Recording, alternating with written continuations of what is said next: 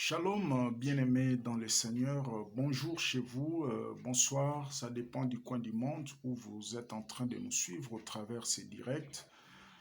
Moi, c'est votre frère évangéliste Paul Lohango, pasteur principal du centre missionnaire La Main de l'Éternel. J'aimerais que nous puissions, en ces jours de la Pentecôte, où plusieurs églises chrétiennes, surtout parmi les évangéliques, on est en train de célébrer la Pentecôte, le jour de la descente du Saint-Esprit, le jour de la moisson, parce que le Seigneur était ressuscité à la fête des prémices et après la fête de la Pâque, qui était comme lui qui était ressuscité comme la prémisse, il fallait attendre la moisson, la Pentecôte pour que le Saint-Esprit descende. Au fait, en réalité, aujourd'hui, le Saint-Esprit ne descend plus pour la deuxième fois, mais il vit déjà dans le croyant. Parce que le Seigneur, quand il est monté, il a dit, je vous enverrai un autre consolateur qui demeurera en vous éternellement. Moi, je prierai le Père et le Père vous enverra un autre consolateur qui demeurera en vous éternellement. Nous voulons parler de fil conducteur de l'onction du Saint-Esprit. Les fils conducteurs, c'est simplement les moyens par lesquels l'onction du Saint-Esprit se communique d'une personne à l'autre, parce qu'il y a des gens que Dieu a oint, au travers eux, ils sont devenus comme des détonateurs, comme des instruments par lesquels Dieu passe pour pouvoir oindre les autres. Au fait, nous sommes au temps de la fin où le Seigneur lui-même a dit, non seulement l'iniquité croîtra, le mal croîtra, mais aussi parmi les signes du temps de la fin, c'est le déversement de la puissance du Saint-Esprit sur toute chair. Alors, il est plus que jamais temps que nous puissions comprendre l'onction et exercer dans l'onction. Parce que Dieu, en réalité, ne oint pas pour rien, il oint toujours pour un but. Dans l'Ancien Testament, nous voyons des hommes et des femmes que Dieu a oint, parce que là-bas, il utilisait trois sortes d'onction. Il y avait l'onction qui était versée sur le roi, il y avait l'onction qui était versée sur les sacrificateurs, il y avait l'onction qui était aussi versée sur le prophète. C'était juste à l'entrée de leur fonction, ils devaient être oints pour recevoir la capacité surnaturelle d'exercer ces fonctions avec facilité. Donc vous comprenez que chaque fonction qui n'est pas précédée de l'onction, c'est très dangereux. Vous aurez des difficultés à pouvoir l'exercer selon la volonté de Dieu, selon les plans de Dieu et surtout avec succès. Voilà pourquoi vous verrez, le Seigneur, après avoir fini sa mission, il a dit à ses disciples dans Luc chapitre 24, « Restez dans la ville jusqu'à ce que vous soyez revêtus de la puissance d'en haut. » Donc là, il parlait de l'onction du Saint-Esprit. Alors, on est toujours loin pour un but. Dieu ne oint pas par hasard, il oint toujours pour un but. Et l'onction du Saint-Esprit est descendue au jour de la Pentecôte, c'était pour la mission, c'était pour commencer l'Église, parce que l'Église est née à la croix, mais ça a commencé officiellement au jour de la Pentecôte. Ça, c'est merveilleux. Et quand l'Église a commencé, nous voyons le premier tableau que le premier disciple nous montrait, c'était le tableau de la mission. Donc, lorsque nous recevons l'onction de Dieu, c'est pour, premièrement, le salut des âmes perdues. Voyez-vous, le salut des âmes perdues. Bien que dans l'onction, il y a plusieurs fonctions dedans, il y a plusieurs utilités, parce qu'il y a l'onction pour guérir les malades, pour chasser les démons, il y a l'onction pour la gouvernance, il y a l'onction. L'onction est au fait diversifiée. Alors, nous ne voulons pas tellement traîner là-bas, nous voulons plus montrer l'importance de l'onction et comment est-ce que l'onction se communique. C'est très très important, parce que la vie en réalité est faite de défis. Et la vie est faite des problèmes, des défis. Alors, tu ne peux pas relever les défis sans la puissance supérieure aux défis. Et là, nous avons besoin de l'onction. Et la vie chrétienne étant une vie d'espérance et une vie de persévérance, nous avons besoin de l'onction du Saint-Esprit pour pouvoir rester demeuré dans la foi et rester persévérer dans la foi et surtout dans l'espérance que nous entendons le Seigneur revenir bientôt. Et l'église qui attend l'enlèvement, c'est pas une église faiblard, c'est pas une église inoffensive, mais c'est une église puissante, une église glorieuse, une église triomphante, une église conquérante, une église dominante, une église qui n'a ni tâche ni rien de semblable, voyez-vous? Et c'est très important. Je disais tantôt que la vie est faite de défis. Et le ministère même que Dieu nous a appelés à faire est fait de défis. Parce qu'un ministère sans défi, c'est un ministère qui ne rayonnera jamais. Et quand Dieu vous appelle à les servir, sachez bien que vous êtes appelés à batailler. Et vous avez besoin de l'onction. Donc, quand vous êtes un serviteur de Dieu, vous êtes un enfant de Dieu, vous devez arrêter à vous plaindre tout le temps. Voilà, on me fait ceci, on me fait cela, on m'aime pas, on m'aime. Oui, le fait que l'onction de Dieu déjà sur votre tête, ça va provoquer des pierres et des fleurs. Voyez-vous, des fleurs, ce sont des moments des éloges, des gloires, où tout le monde vous acclame, mais la même onction qui fait que les gens vous acclament, la même onction peut faire un jour que l'on puisse jeter sur vous des pierres, que l'on puisse vous insulter, que tu puisses faire la prison, et tu ne peux pas oublier ces choses. Et surtout en ces temps de la fin, où l'apôtre Paul, déjà dans son intelligence prophétique, nous faisait voir que ça sera des moments difficiles, non seulement du point de vue de manger et boire, mais ça sera difficile du point de vue comportemental. Nous aurons affaire aux ingrats, aux gens irrésolus, aux gens avec des comportements bizarres, parce que nous sommes en train de voir comment de plus en plus l'humanité est en train de se déconnecter de son créateur, de se déconnecter des principes de base que Dieu a établis dans la famille, des principes de base du point de vue relations entre hommes. Nous voyons comment est-ce que aujourd'hui, dans d'autres nations, on est en train de voter des lois qui assassine le principe de la parole de Dieu. Alors, plus que jamais, l'Église a besoin de cette onction fraîche. Et là, nous sommes le 31 mai, bientôt là, c'est le nouveau mois, et chaque fois que nous quittons un mois vers un autre, il y a un basculement, et sur le monde spirituel, il y a plusieurs répercussions. Et nous ne pouvons pas entrer dans un nouveau mois sans une nouvelle onction. La vie chrétienne étant un voyage, parce que nous n'avons pas de cité permanente ici-bas, voyez-vous, un bon chauffeur qui fait un long voyage, chaque fois il doit se rassurer de l'état de l'huile et de l'état de son carburant. Voyez, l'huile moteur, ça facilite le fonctionnement du moteur. Nous avons besoin de l'onction du Saint-Esprit, nous avons besoin de l'assistance du Saint-Esprit dans ces 7 facettes selon que Ésaïe est en train de nous montrer dans Ésaïe 11, verset 2. Là, il nous montre les 7 manifestations de l'onction du Saint-Esprit. Il parle de l'esprit de sagesse. On a besoin de la sagesse dans notre parcours. L'esprit de l'intelligence, on a besoin d'être illuminé dans notre intelligence pour que nous comprenions ce que Dieu attend de nous. Et ce que nous devons faire, nous avons besoin de ce Saint-Esprit qui est l'esprit de force, qui va nous donner la capacité d'exercer notre fonction. Nous avons besoin de cet esprit qui est l'esprit de conseil, l'esprit de consolation, l'esprit de connaissance, mais aussi l'esprit de crainte de l'Éternel. Voilà les 7 manifestations de l'onction du Saint-Esprit. Alors, quels sont les fils conducteurs de l'onction du Saint-Esprit? Premièrement, c'est la foi. Voyez, la foi nous permet de véhiculer l'onction du Saint-Esprit. Et le Seigneur a dit à ses disciples, restez dans la ville jusqu'à ce qu'ils devaient croire à cette parole. Ils devaient mettre foi à cela. Parce que Dieu nous donne par la grâce, mais nous recevons par la foi. Il nous donne par sa main de la grâce, parce que nous ne méritons rien du tout.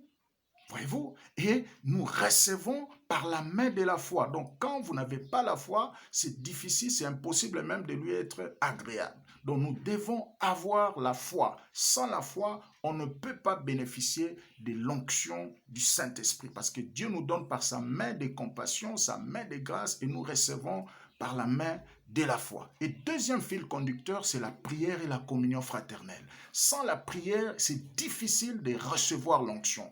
La prière, c'est comme l'énergie. Lorsque nous nous connectons à Dieu dans la prière, là, c'est comme un appareil qui est branché dans le courant électrique. ça commence à nous recharger jusqu'à ce que nous ayons des énergies suffisantes. Et nous devons faire de la prière notre vie de tous les jours. Ce n'est pas seulement un moment de la prière. Non, non, non. Vous voyez? Et personnellement, j'ai à vivre des moments exceptionnels avec le Seigneur. Il y a au moins 15 ans passés dans le parcours de mon ministère où je pouvais prendre des hommes et des femmes, prendre des moments de prière, de communion ensemble. On a expérimenté des journées de prière sans se fatiguer. Et chaque fois qu'on sortait de ces prières-là, la gloire était terrible. Une fois comme ça, nous priâmes dans notre permanence et la puissance de Dieu a éclaté. Les gens étaient remplis, baptisés dans le Saint-Esprit et nous avons reçu le témoignage de ceux du dehors. Les gens nous ont dit que pendant que vous étiez en train de prier, il y a un feu qui s'allumait sur l'étole. Voyez-vous? Et voilà, comment est-ce que Dieu peut faire des choses exceptionnelles. Et sortant de cette prière, on a expérimenté des moments terribles de puissance, des démonstrations de la puissance de Dieu. Et Dieu a opéré des choses extraordinaires. Donc la prière, c'est le moyen aussi par excellence pour faire véhiculer l'onction. C'est le fil conducteur de l'onction du Saint-Esprit. Nous voyons même les disciples restant après la mort et la résurrection du Seigneur, quand le Seigneur est monté dans le lieu très haut, 40 jours après sa résurrection, 10 jours en attendant l'onction du Saint-Esprit, ils n'étaient pas là croisant les bras, ils étaient en train de prier, ils étaient en train de communier dans la prière. Et c'est dans cette atmosphère de communion et de prière que le Saint-Esprit était descendu le 10e jour après l'ascension du Seigneur. Donc vous comprenez que la communion, la Bible dit tous d'un commun accord, ils persévéraient dans la prière jusqu'à ce que le Saint-Esprit était descendu. Vous vous rappellerez même à l'époque d'Élie, il a dit au peuple, approchez-vous de moi avant que le feu ne descende, qui était juste l'image de l'onction du Saint-Esprit dans l'ombre. Voyez, et devant tous les défis, on a besoin de cette onction. Vous vous rappellerez même à l'époque de Moïse, dans Nombre chapitre 11, à partir du verset 16, Dieu lui a dit, choisis les anciens et vous allez monter sur la montagne. Alors je prendrai l'onction, je prendrai l'esprit qui est à toi et je vais les déverser sur les autres 70 afin que vous portiez la charge du peuple ensemble. Voyez, donc l'onction agit, se communique dans la communion et dans le moment de la prière. Vous vous rappellerez même du souhait de l'apôtre Paul quand il parlait aux Romains, dans Romains chapitre 1, il dit « Je désire venir vers vous afin de vous communiquer quelques dons. » Voyez, donc l'onction se communique dans cette synergie, dans cette compagnie des frères, dans cette communion fraternelle. La communion fraternelle, c'est la force de l'Église. Nous sommes parce que la communion dont le Seigneur est en train de nous révéler, c'est l'unité dans la diversité. C'est ça l'Église, c'est ça la richesse de l'Église, et non l'unité dans l'uniformité. Non, non.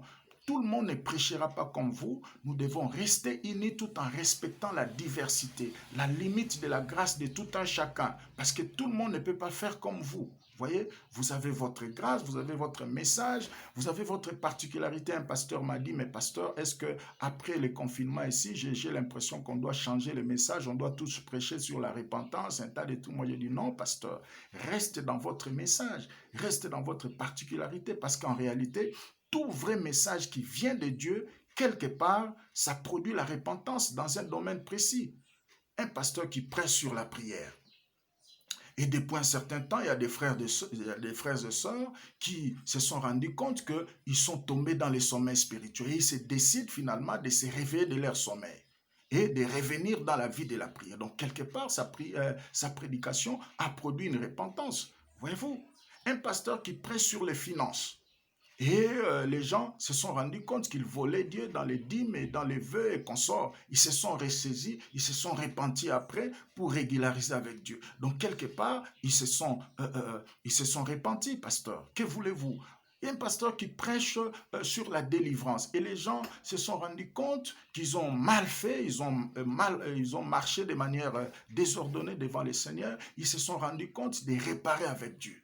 Et là, ils cherchent leur délivrance et qu'on sort quelque part, ils se sont repentis. Donc, dans tous les domaines, chaque ministre de Dieu a son message, a sa particularité. Et nous devons respecter cette diversité. Et c'est ça qui fait la richesse du corps de Christ. Ne cherchez pas que tout le monde soit dans l'uniformité. Non, ça, c'est plus le royaume de Dieu et ça, c'est plus la vision authentique de Dieu. Donc, pour consolider ou créer encore cette communion qui est actuellement combattue par les diables, parce que vous voyez avec ce coronavirus ici, avec toute cette histoire de distanciation sociale, ça commence à assassiner même les principes de base établis par Dieu pour régir les hommes, pour régir l'Église, voyez. Alors nous devons faire très très attention pour ne pas perdre cette unité, cette communion, parce que c'est parmi les fils conducteurs de l'onction. Vous verrez même dans Actes chapitre 4, versets 27 à 31, la Bible dit les disciples étaient réunis après que Pierre et Jean ne puissent faire la première prison. La Bible dit ils étaient réunis, ils ont prié d'un commun accord, et dans cette communion, la Bible déclare que l'onction du Saint-Esprit était descendue et ils sont sortis annoncer la bonne nouvelle avec assurance. La méditation de la parole, c'est parmi les fils conducteurs de l'onction du Saint-Esprit, parce que la Bible dit la parole de Dieu est esprit et vie.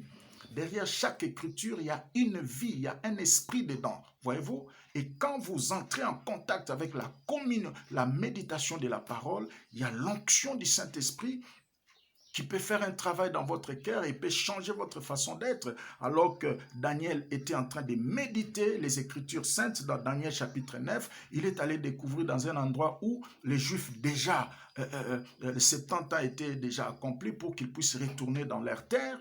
Et la Bible dit, Daniel s'est mis à prier. Il a prié, il a prié, il a prié, bien qu'il n'a pas vécu les retours, mais il était parmi des grands intercesseurs qui ont découvert ces mystères du retour, qui ont découvert en méditant les Saintes Écritures, il est tombé dans la prophétie du prophète Jérémie. Voyez, donc l'onction du Saint-Esprit nous est aussi communiquée en méditant la parole de Dieu. Voilà comment est-ce que le diable est en train de faire ces derniers temps pour déconnecter les hommes, pour dégoûter les gens dans la culture de la méditation de la parole de Dieu. Quatrième fil conducteur, c'est la sensibilité et la concentration. Lorsqu'on est sensible et on est concentré, on peut faciliter la connexion avec l'onction du Saint-Esprit. La Bible dit dans les derniers jours, les gens seront insensibles. C'est ce que nous voyons aujourd'hui. Même dans nos vidéos sur YouTube, vous verrez sur des futilités, il y a plusieurs vues. 15 000 vies, 50 000 vies et tant de trucs. Mais lorsqu'il s'agit de la parole qui donne la vie, les gens ne sont pas là. Voyez-vous, les gens, il y a juste quelques vies, dizaines de vies ou cinquantaine de vies, voilà.